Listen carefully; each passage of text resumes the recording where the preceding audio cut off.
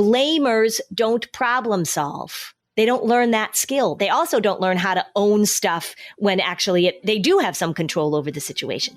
So we want to move from it's all about that other person to recognizing, yep, that person shows up late. That's on them. How am I going to learn to manage this so that I don't keep getting myself in this situation? Really helpful skill. Blamers are hard to deal with.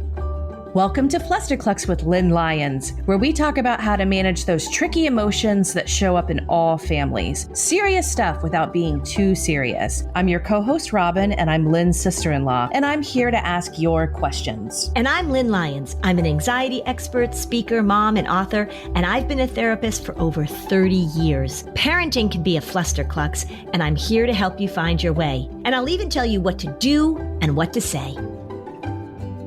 Hi, Robin. Hi, Lynn. So you know how in previous episodes, for those people who have been listening all along, sometimes I talk about disappointment syndrome? Yes. And I've talked about that it's not a real thing, by the way. So if you're a new listener and you're like, disappointment syndrome, it's not a real thing. But you're saying, though, that people in your field call it that? Well, a person. There are a lot of wacky sort of diagnostic things that people grab onto. This was just a therapist in my town was going into school meetings and telling the school that her clients were diagnosed with disappointment syndrome, which was not a thing. Okay. Yeah. So I found out about it. My friend's a school counselor. And so she was like, hey, is this a thing? So there's no such thing called disappointment syndrome, but there is such thing called disappointment.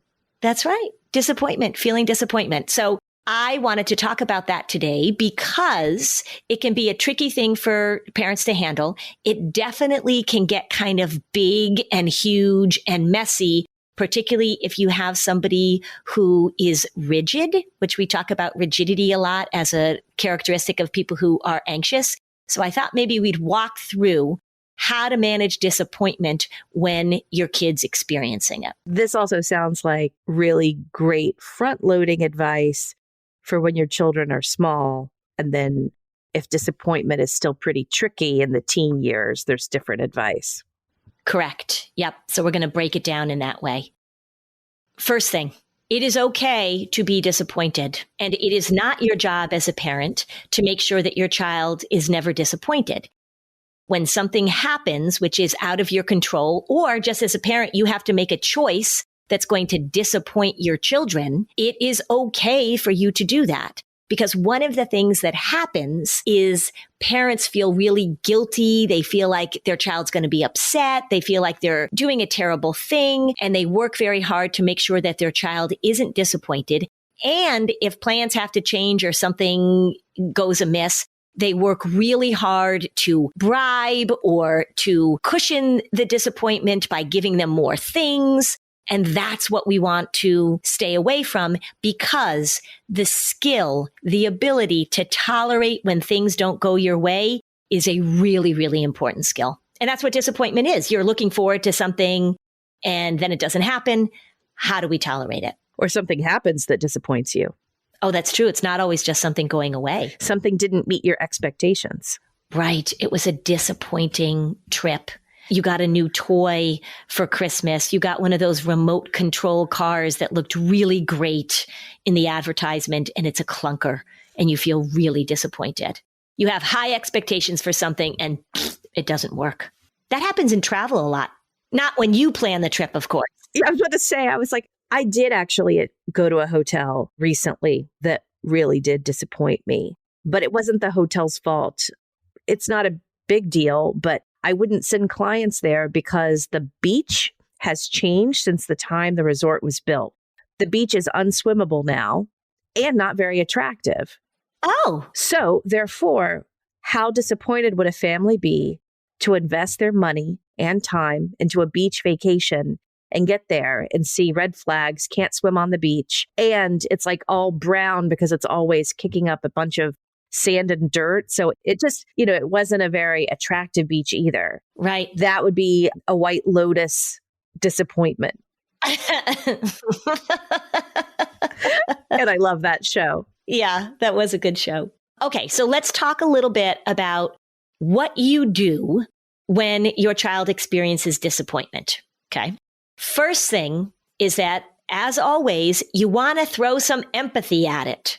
Because if you are uncomfortable with your child feeling disappointed, which is one of the things we talk about, there's this thing called parental experiential avoidance, fancy research term. That's a real thing. It's a fancy research term that means that you have great difficulty tolerating your child's distress and your own distress.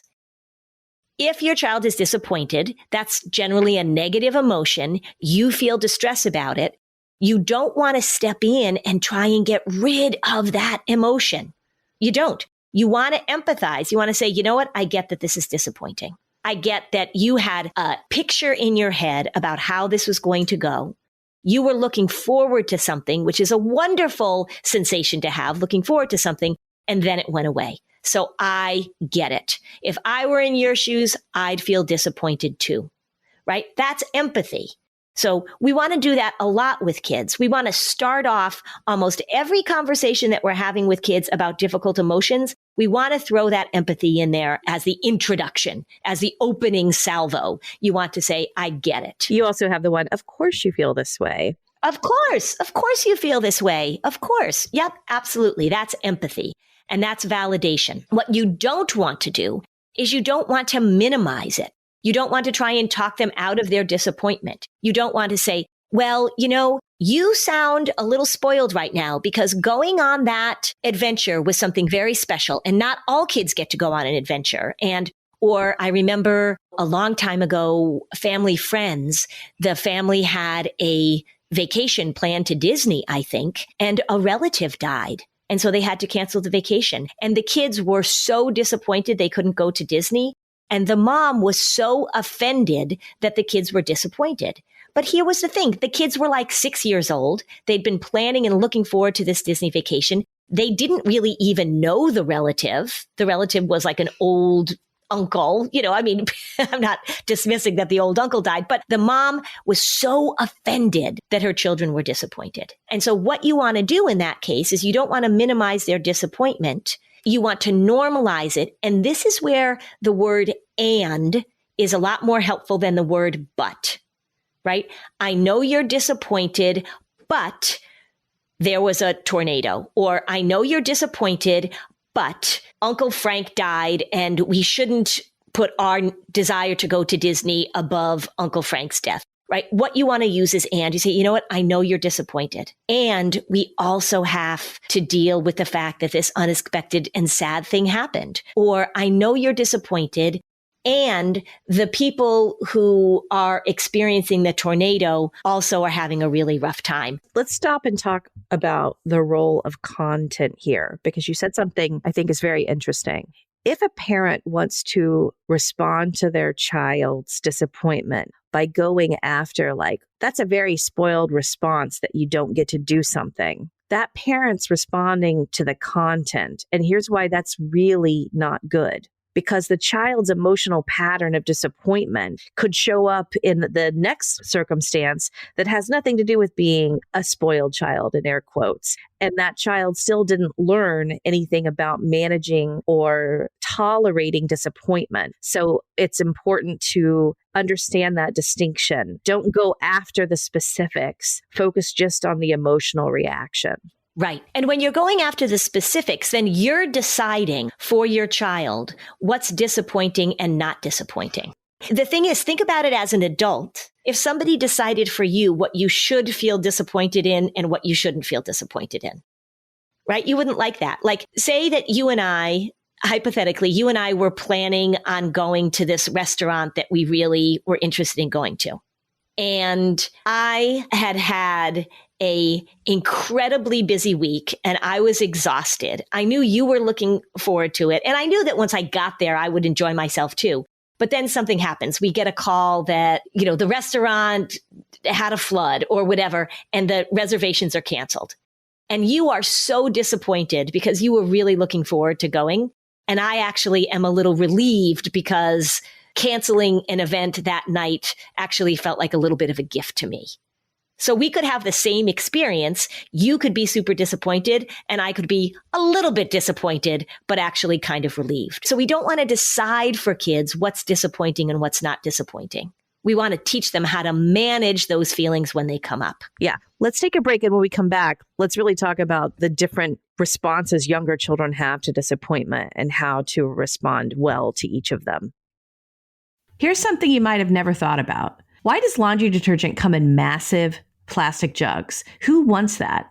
Those inconvenient, awkward, heavy jugs are filled with messy goo, and they're up to 90% water. Washing machines already use water, so why would we pay more for it? Not to mention 91% of those jugs don't get recycled. 700 million detergent jugs wind up in our landfills every single year. That's why I'm obsessed with EarthBreeze laundry detergent sheets. Yeah, me too. EarthBreeze laundry detergent Echo sheets, they look like dryer sheets, but they're not. They dissolve 100% in any wash cycle, hot or cold, and it couldn't be easier. No measuring or mess, you just toss them in. EarthBreeze has really made the whole concept of detergent better. The packing is compact, it's biodegradable and plastic-free. Their Eco Sheets are vegan, cruelty-free, and safe for sensitive skin. They offer flexible subscriptions that can be adjusted, paused, or canceled by you at any time without penalty. And with their Buy One, Give 10 initiative, each purchase donates 10 loads of detergent to a charitable cause of your choice. When our first package arrived and I saw the simplicity of these little laundry detergent sheets, I kept wondering why no one had thought of this before. I mean, it's just so convenient. Now's the time to try EarthBreeze because right now our listeners can subscribe and save 40%.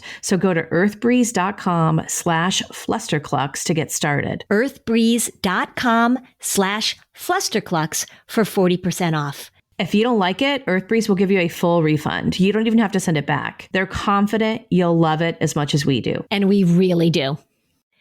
Robin, I'm not a big fan of the grocery store. I mean, at least going to the grocery store. And man, when my boys were little, it was so challenging.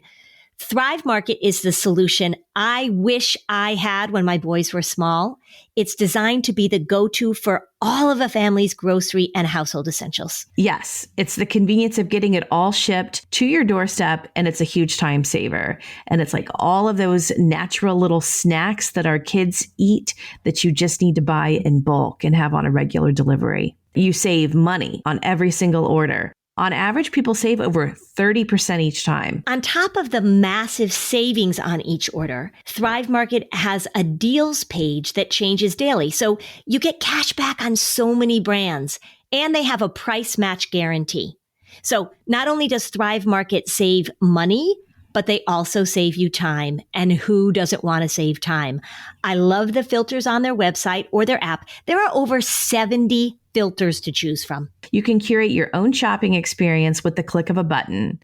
And not to mention any food allergies in your house, which is so helpful for us. When you join Thrive Market, you're also helping a family in need with their 1-for-1 membership program. You join, they give. Join Thrive Market today and get 30% off your first order, plus a free $60 gift.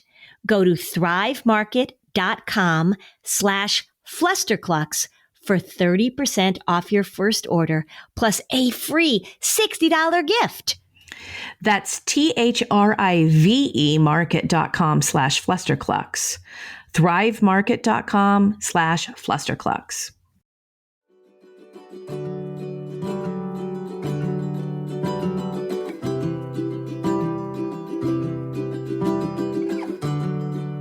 Okay, let's get back to this conversation.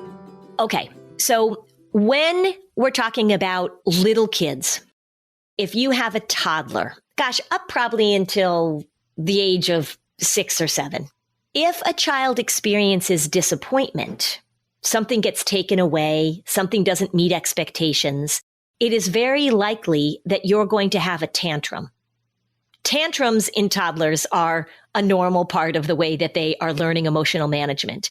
And disappointment is a really common thing that's going to set off a tantrum in a young child. So what you want to do if you've got a tantruming child because of disappointment is, one, you want to throw empathy at it because you want to, aside from their big reaction, which is what little kids do, you also want to let them know that they can make a connection between the fact that something didn't happen or didn't happen the way they wanted to, and that they're having big feelings. So you just want to put that out there. You don't want to talk to a kid a lot when they're having a tantrum, just in general. For little kids, you want to be there. You want to say, I can see that you're very upset. And you might say, this is not going to change. So you want to might give them that information. I'm sorry that we can't go to the park, or I'm sorry that this didn't work out, but we're not going to change it. It can't change. One of the common parenting mantras, or one of the common parenting sayings I heard when my kids were young that I didn't actually hear growing up, but I heard another mom friend say it to their child, was that you get what you get and you don't get upset. Oh my gosh. I don't like that. Yeah. So I think we should talk about that, because I think this is somewhat interesting with what I know now. And if I could go back in time, and actually the child who had that said, I would label as a child who had a hard time with disappointment because they were whiners. They had a whining response of, this didn't happen exactly as I wanted. I'm going to whine now. Yes. And so there's the tantrumer. That's the little kid. And that's the big explosion. And for tantrumers, we just want to say, I get that you're feeling upset and you're going to be there for them. And you're not going to, with a tantrumer, what we don't want to do is we don't want to give in to the tantrum. People say to me, how long do I let the tantrum go on before I give them what they want? And I say, well, for however long you'd like your child to tantrum next time. So you want to empathize with them. You want to say, I see that you're upset. And you also want to be there to help them. With little kids, sometimes we need to help them emotionally regulate. So that might even mean giving them a hug. It might even be just being present. You don't push away a tantruming little child. You don't reject them. You don't abandon them. You don't shame them, right? Because they're not mature enough. This is how they are figuring out how to move through the world. Once you get older, so now you've got a child who is 5, 6, 7, all the way up to 11, 12, whatever. If you have a whiner, a sulker, or a blamer, then you want to address the behavior. And again, we don't want to get into the content. We want to address the pattern of behavior. If you have a tantrumer who is 10 years old, 11 years old, 12 years old, you really have to look at that and probably go back and see, how did this child not learn emotional management when they were younger? Do they have some difficulty with that? And do you need some help figuring out how to manage this tantruming a big kid? Because tantruming 11-year-olds become tantruming 17-year-olds, become tantruming 32-year-olds. Wouldn't 10 be on the older side? I'm thinking like 8, right? Yeah. By 8, emotional regulation skills should start being there. Correct. They should start being there when a child is probably 6 or 7, like when they're entering school, not daycare, but when they're in first grade. We want to see their ability to manage some emotions. We want to have them be able to talk about them. We always want to help little kids increase their emotional literacy. But if you've got a tantrumer who's getting big, you have to address that. Well, both of our boys, one of your boys and one of my boys, definitely had there was an age where a personality kind of shifted. And I remember, I'm trying to think of what that age was, but considering by my second, I felt like I really had some good parenting skills in this. And my son was just giving me a lot. And I thought, whose personality is this? Who is he coming from? Because he's, he was nothing like my firstborn, and he had such big reactions, right? Yeah. And then he just turned an age and they all went away. Yeah. My younger son, we used to call him the London air raid siren, because when he would be disappointed, he would go like that. He could have a tantrum. And, the language that I used is I would say, I know you're upset. I know you're very sad right now, or you're very mad right now. The answer is going to be no. And I will stand here and I will be here when you need me, when you're done with your tantrum. And he learned, and then he reached that developmental age where he could accept that and he could handle emotions. It is a developmental thing that happens for sure. Let's talk about whining, because that's really intolerable as a parent to have to work with. Yeah. So whining is a learned behavior. And one of the reasons why kids whine is because it is really effective. It is really effective because you can't deal with it. And they learn that if I whine, if I keep whining and keep whining, two things are going to happen. One is that my parent is going to give in because it's intolerable, or they're going to blow, right? They're going to reach the point, and kids learn, okay, so I just have to figure out where that point is. And oftentimes when a parent blows, then the kid will back off because they know they've reached the limit. So it's sort of when we talked about yelling, when we did our episode on yelling, and I talked about moms or dads yelling at their children to get out of bed or to get ready for school. And parents will say, well, they don't listen to me until I start yelling. And I say, well, because they've learned that that's when you mean business, right? Everything else they can ignore. And when you yell, then they have to pay attention.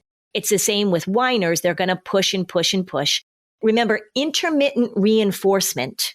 So giving in sometimes is the way to cement a behavior. That's why slot machines in Las Vegas are so addictive.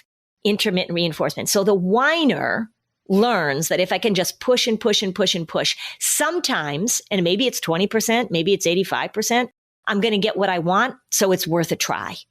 It's a learned behavior.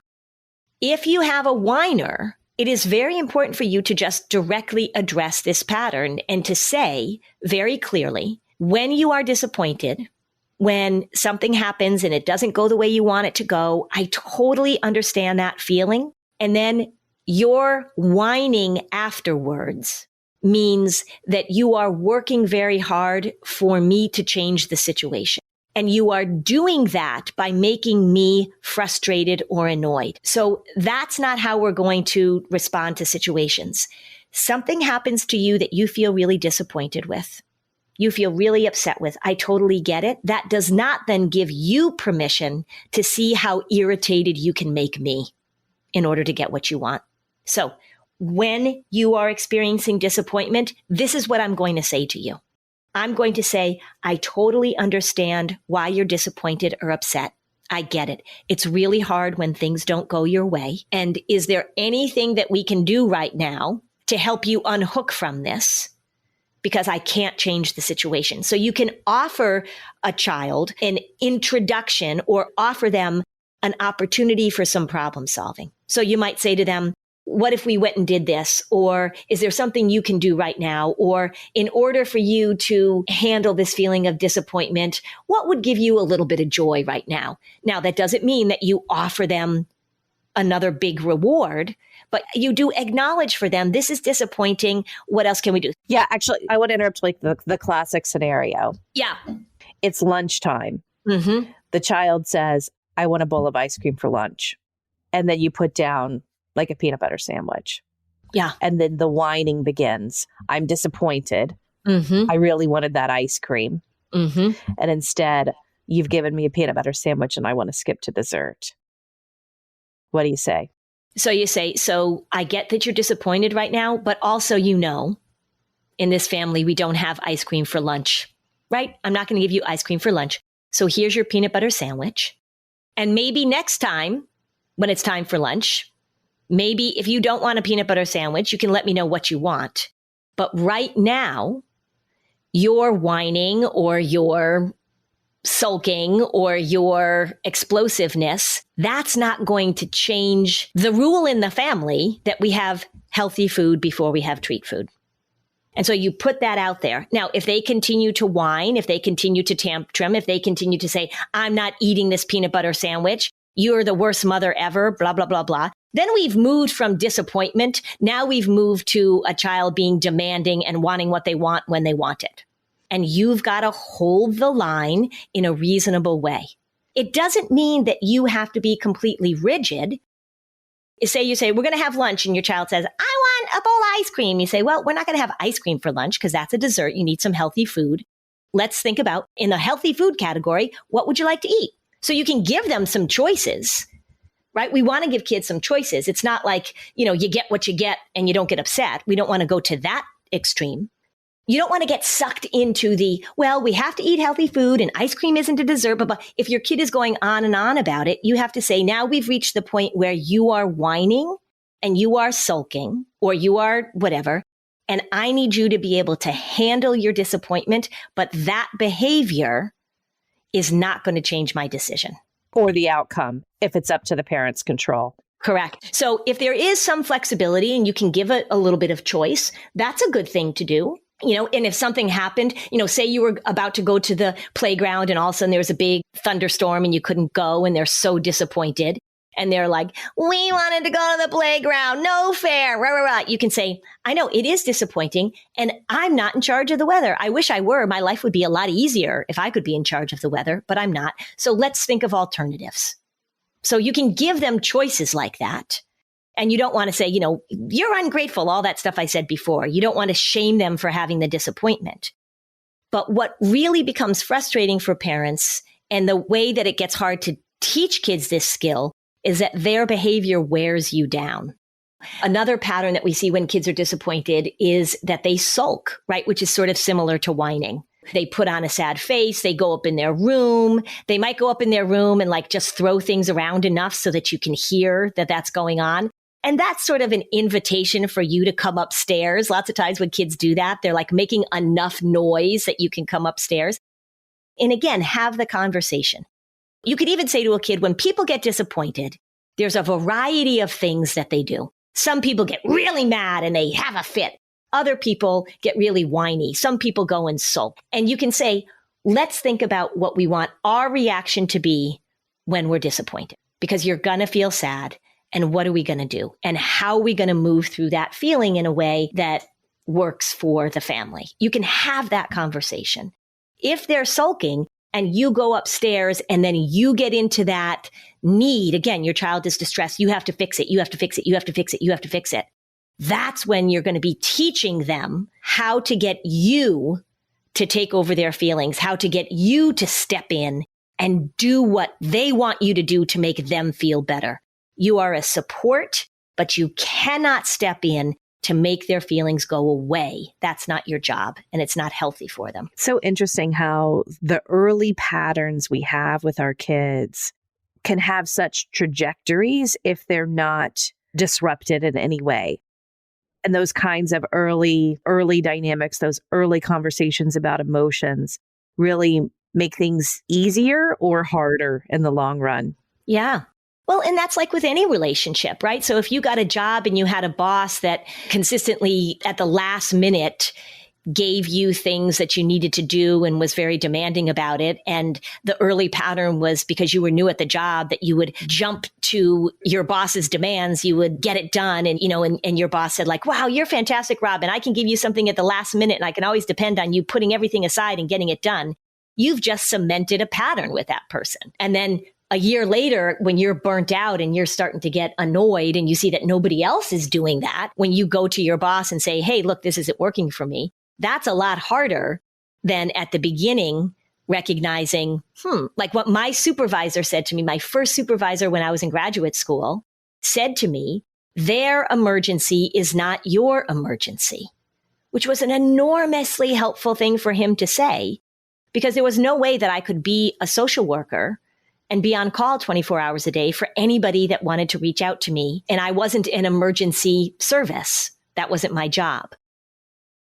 What you lay down early absolutely helps moving forward. And that said, what you don't know how to do yourself becomes really hard to teach your kids. So you have to pay attention to how you manage disappointment and what you're modeling. Yes, that's key. If something doesn't go your way, say, you're in a store or you're in a restaurant and you ordered the crab cakes and then the waitress comes back and says, I'm so sorry. The chef just let us know that we're out of crab cakes, and you throw a fit. Your kids are sitting there watching you handle your disappointment. Or if the waitress comes back and says, I'm so sorry, we're out of crab cakes. And you say, well, forget it. I'm just not going to eat anything now. And you cross your arms over your chest and you're like, no, fine. You can all order what I was really looking to forward to crab cakes, and they don't have any. So I'm not going to. You're showing them how to do all of these different responses. And there are variations of that adults do. Yeah. There's always, you see videos of somebody at the counter of a store, at the counter of an airport, just absolutely throwing a fit because their flight got canceled or they can't get to where they want to get. And we know that you're feeling disappointed or that you're feeling frustrated. What are you modeling for your kids and your ability to tolerate that? Doesn't mean you're not going to have those feelings, but how do you handle it? Since you and I both travel a lot, we talk about this too, because it is such a litmus test moment when the captain announces, there's been a disruption, there's been a rerouting, there's been a delay. And I'm always sitting next to people who have this big sigh or big grr or whatever. I just always look at them and I'm like, rookies. Yeah, right. I do think traveling so much really cemented that lesson for me. And as a young adult, man, just focus on what you can control. And so much of traveling is out of your control. Exactly. I think we should take a quick break, and then I want to talk about one pattern in particular that shows up that you can really get after early. And if you don't, it's going to be a problem.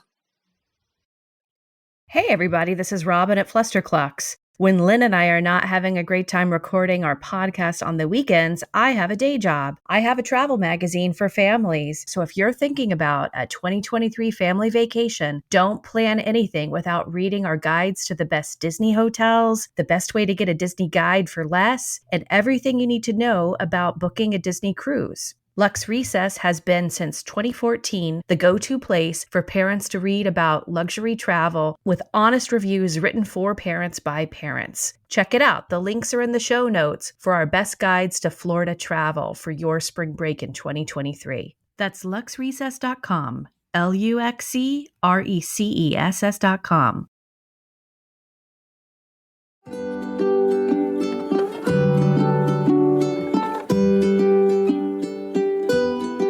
Okay, we're back.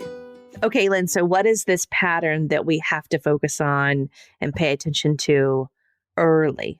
The blamer. So when you feel disappointed, or when something doesn't go your way, when you get disappointed, pay attention to the blaming. This is something that is absolutely modeled, and it makes sense, of course. Our initial instinct oftentimes is to find somebody to blame.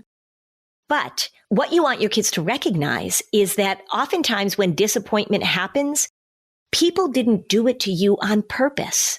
If there is a flight canceled, if they run out of crab cakes at the restaurant, if you didn't get the exact toy that you wanted or whatever, moving into that blaming that somebody did this to you means that instead of feeling, instead of owning, instead of learning how to manage those feelings, it turns into anger at other people. It turns into blaming, resentment.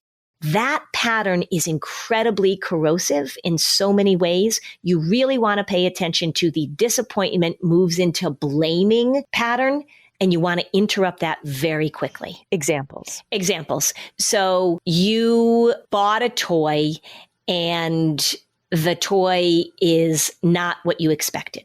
Now, you can say, oh, I got fleeced, right? I watched this ad on TV, or it looked so good in the advertisement, and these people really sort of tricked me into getting this toy, and it just doesn't work. Now, that's legitimate, right? So then you also say, okay, so we have a choice right now. We can stay really mad at the toy company, and let's put a little bit of anger at the toy company. Toy company, you tricked us and you put this advertisement together. But what's the next step we want to do? We want to start to learn how to look at advertisements. We want to start to recognize that, boy, they're always going to make the toy look great in the advertisement. So in order to not feel disappointed again when we buy a toy, and we can't guarantee that because, this is going to happen, what do you think we could do? So instead of having all that energy directed at something else, sometimes there is responsibility outside of ourselves. But then how do we help our kids turn and say, now, how can we problem solve for the future? Right? So here's another example. Say you've got somebody that you want to hang out with. So your kid has a friend. Maybe, you've got a middle school kid and they have a friend, and this friend always cancels plans or is always really late. Your child always is left feeling disappointed or rejected, and it's blaming. Oh, that kid is so terrible. They always cancel plans. What's wrong with that family? Can't they stay organized enough? Blah, blah, blah, blah, blah. Okay, legitimate. The kid always cancels plans. But then what we want to say is that it seems that this is a pattern of disappointment. What do you think you can do? Like you just said with traveling, Robin, what's in your control? What do you think that you can do to make sure that you don't keep getting disappointed over and over and over again? And then you try and help problem solve with them so that we can mitigate some of the disappointment. They're still going to feel disappointment when it happens, of course. We're not going to minimize that. But how do we help you move into more problem solving? Blamers don't problem solve. They don't learn that skill. They also don't learn how to own stuff when actually they do have some control over the situation. So we want to move from it's all about that other person to recognizing, yep, that person shows up late. That's on them. How am I going to learn to manage this so that I don't keep getting myself in this situation? Really helpful skill. Blamers are hard to deal with. We've talked about blame in other podcasts, but it's interesting when you talk about it in this way. There's also just kind of bad luck too, like something like the weather or something as well. So blaming the weather, is that still blaming, even though it's not a person? Well, I think blame has a real sort of anger and accusatory tone to it.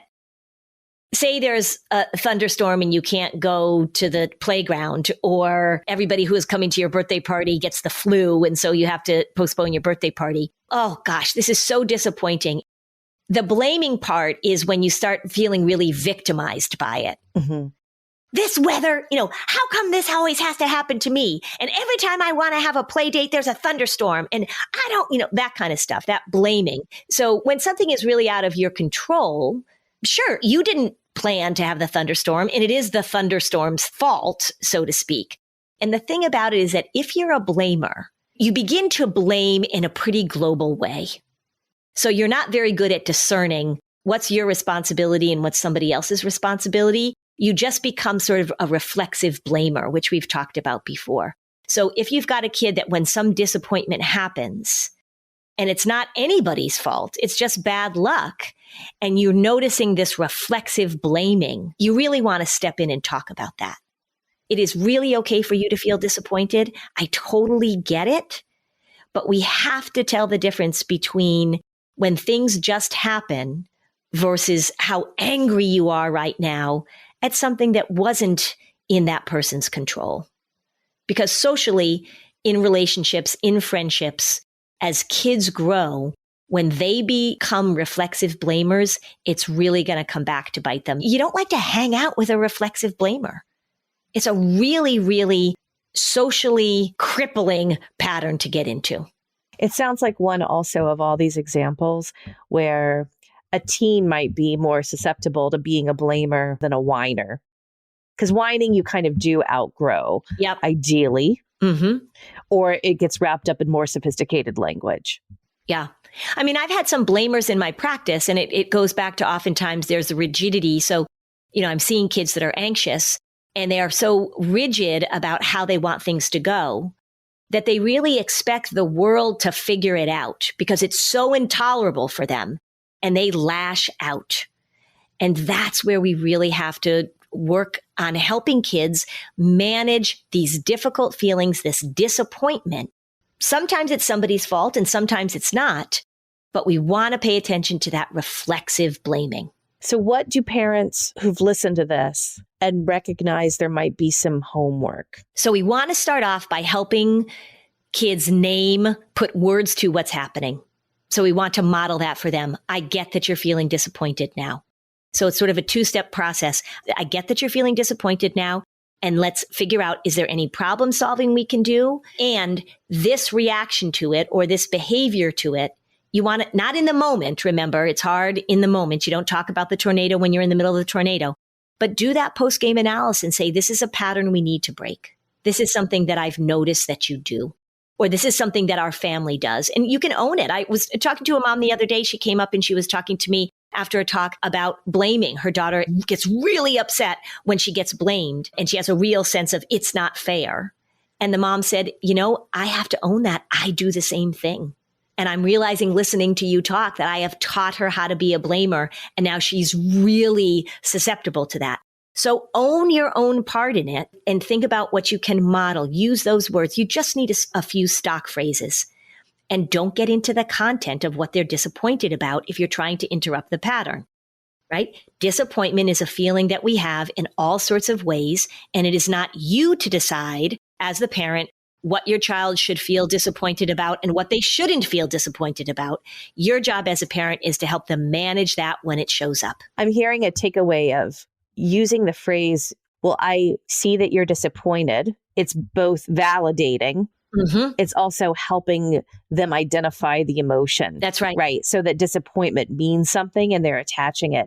And then the parent can emphasize that education by even saying, I'm really disappointed that blankety blank, shrug shoulder, but this is what we're going to have to do. Yeah, let's figure this out.